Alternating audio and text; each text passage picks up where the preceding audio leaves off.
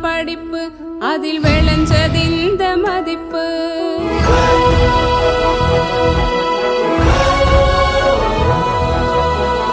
ஆசையில பெத்தெடுத்து அனுதினம் பாடுபட்டு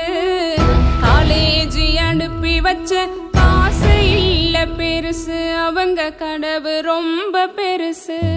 தந்தன தந்தன தந்தன